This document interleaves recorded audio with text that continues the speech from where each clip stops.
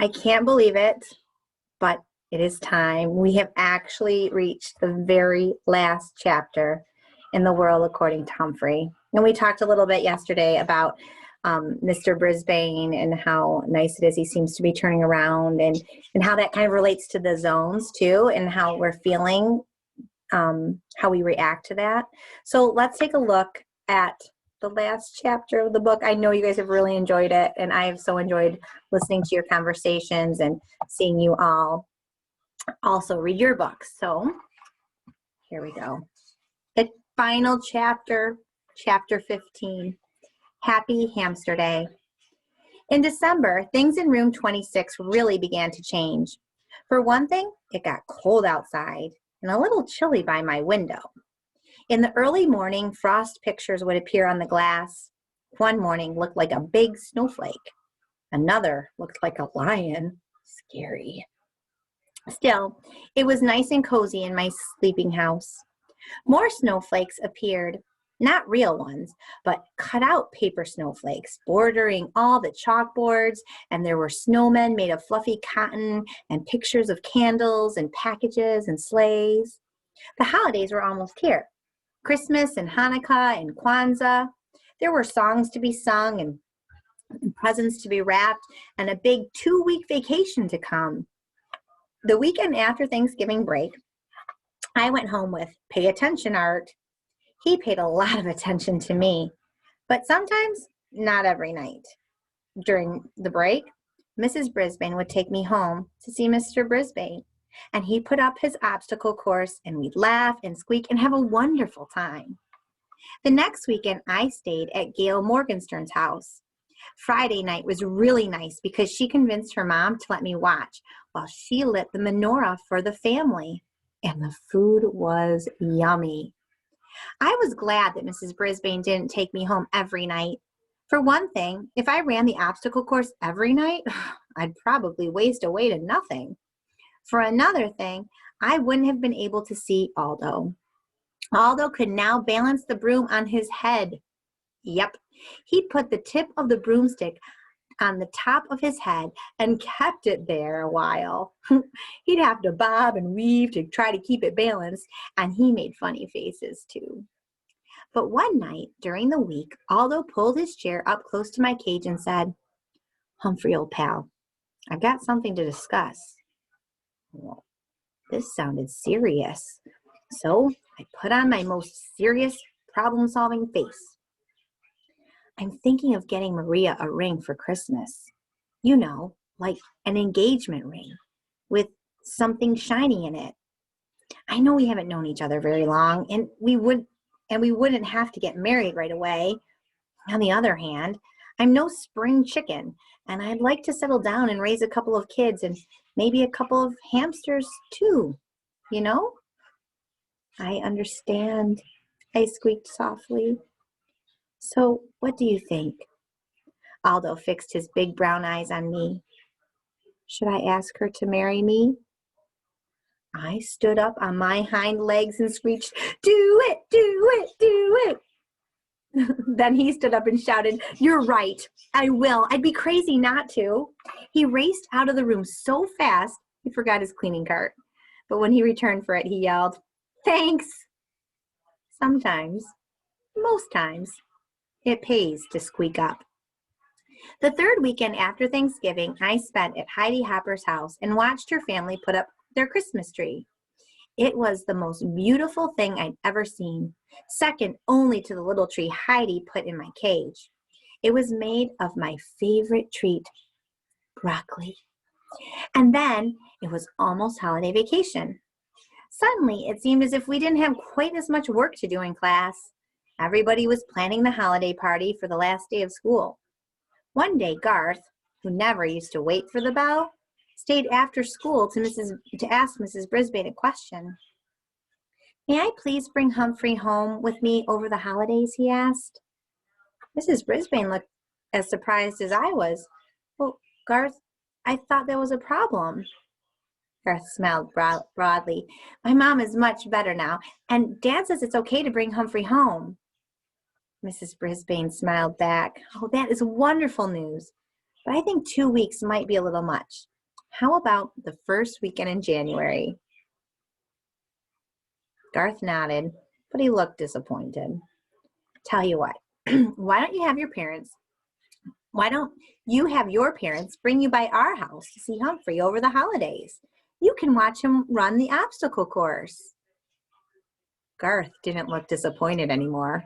I think that would be kind of neat, don't you think, to go to your teacher's house and watch the hamster run the obstacle course? I think that would be worth the wait. On the last day of school, everybody was very dressed up. I had on my fur coat as usual. Mrs. Brisbane wore a red and green striped sweater with a green skirt. She also wore a Santa Claus hat. This was an entirely new Mrs. Brisbane, the dressing up Mrs. Brisbane. Class, I have an important announcement. We're having a surprise visitor this morning before our party, so there'll be no vocabulary test today. After the cheers died down, Mrs. Brisbane went out in the hall and waved. A minute later, you'll never guess who entered the classroom. Mr. Bert Brisbane. He was wearing a Santa Claus hat too. He looked a lot better now. No gray stubble. Remember, that was the part that he hasn't shaved. Or wrinkled pajamas. On his lap, he had a large box. Mrs. Brisbane introduced him to the class, and they all applauded. Then he told them that his surprise was actually for me.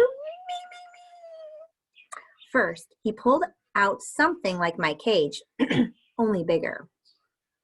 This is my gift to Humphrey.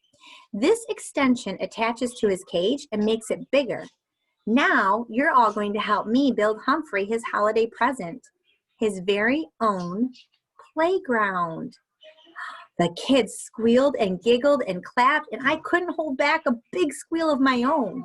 I could keep my homey cage with its lock that doesn't lock, but I'd also have my own park to play in. Mr. Brisbane gathered my classmates around the big table and explained his plans. Mrs. Brisbane unloaded the pieces. First, there was a seesaw and a tree branch to swing from, a big jungle gym, and 2 ladders, one to climb and one to walk across like a bridge. Oh, my. Say held me while the other kids worked on my cage. She patted me gently and murmured comforting words. Meanwhile, Mr. Brisbane patiently instructed the children as they arranged the pieces. He even made sure everyone got a turn. Then Mr. Morales dropped by to see how things were going. He was wearing a tie that had little Christmas lights that really lit up. He and Mrs. Brisbane stood behind the children, watching as my playground took shape. Looks like Bert should be a teacher too, the principal told Mrs. Brisbane. He already is, I heard Mrs. Brisbane respond. He just started teaching arts and crafts to seniors and kids at the community center. So he's made a new start, said the principal, thanks to Humphrey. I believe those words were the best present I could ever have. Isn't it nice to know that you made a difference? And Humphrey certainly did that. Guess what I got my kids for Christmas, the principal asked. A hamster. Maybe it's a present for me as well. I think my papa will enjoy it too. When Say put me back in my cage, everyone watched as I raced to my new playground, climbed the jungle gym, made a leap to the tree branch, and jumped over the seesaw. Now I could have recess anytime I wanted. Whoopee! Just then, the room mothers arrived with cupcakes and juice. While they passed the food out, Say and Miranda slipped quietly out of the room. A little while later, Mrs. Brisbane announced that she had another surprise, gifts for the class. The door opened and in came Miranda and Say, wearing red dresses trimmed in white fur, not real fur like mine, and white fur hats. They each had a basket filled with small presents, and they danced around the room singing a song about the wonders of winter while they passed the gifts out. When the kids opened their packages, they each found a keychain with a small furry toy hamster attached. The hamsters came in all colors, red, green, purple, gold, silver. Nice. The room mothers presented Mrs. Brisbane with a gift, a pair of red earrings, which she put on right away. I already thought it was a perfect day, but it wasn't really quite perfect until Mr. Morales peeked out into the hall and announced that he had a big surprise. I wasn't sure we could stand many more surprises. And then she walked in. The biggest surprise I could imagine. Who do you think she is? It would be a surprise for Humphrey. Miss Mac was back. She was wearing a long flowered skirt and a bright red blouse, and she had a butterfly in her hair. Well, not a real one, of course. She always had a huge canvas bag with her. Remember me? She asked with a huge smile. My classmates were thrilled, and they all rushed to her side. I was so surprised, I was positively squeakless. Mrs. Brisbane made everyone sit down again and asked Miss Mac, of course she insisted on calling her Miss McNamara, about her travels. Miss Mac told us about the rainforest and teaching in a school in Brazil. Then she opened her big bag and took out a stack of holiday cards. Her Brazilian students had made a card for each child in room 26. While my class were sharing their cards with one another, Miss Mac came over to see me at last. Well, I can see by your cage that you've done very well for yourself, she said with a smile. And here I thought you'd be pining away for me. You know what that means? When you're pining away for someone, you're missing them. Oh, I have, I squeaked. She reached into her big bag. And I have a present for you, but don't tell anybody. She pulled out a brand new tiny notebook with blank pages, lots of them, and a new tiny pencil with a very sharp point. I thought you might need this. Then she tucked it behind my mirror. Miss Mac stared at me a little longer and then softly said, I've seen a lot of creatures in a lot of places in the last few months, but you're still the handsomest and smartest of all. Yes, yes, yes. And don't worry, I'll be back to see you again. She was still the same wonderful Miss Mac. I'd follow her to the ends of the earth, I thought, or at least to Brazil. But then it hit me. As much as I love her and she loves me, Miss Mac doesn't need me, not as much as the Brisbanes and my classmates and their families do. Well, maybe that's what Miss Mac was thinking when she left me in room 26. This is where I belong. All too soon the bell rang. School was over for the day. School was over for the rest of the year. My head was reeling from all the surprises and excitement as we headed out to the car. In the parking lot, Aldo raced over to greet us and wish us happy holidays. He had come to pick Richie up. I hope you have a happy holiday too, Mrs. Brisbane told Aldo. Aldo grinned until his huge mustache looked like Santa's tummy. I'm sure I will, you see. I just got engaged. I'm going to get married. Yahoo! I squeaked with delight. Aldo leaned toward me. Thanks, friend. That night at the Brisbane's house, there was one more surprise. The doorbell rang and a very tall and good-looking young man appeared. He was wearing a Santa Claus hat, but he wasn't Santa. Can you take a guess who that might be?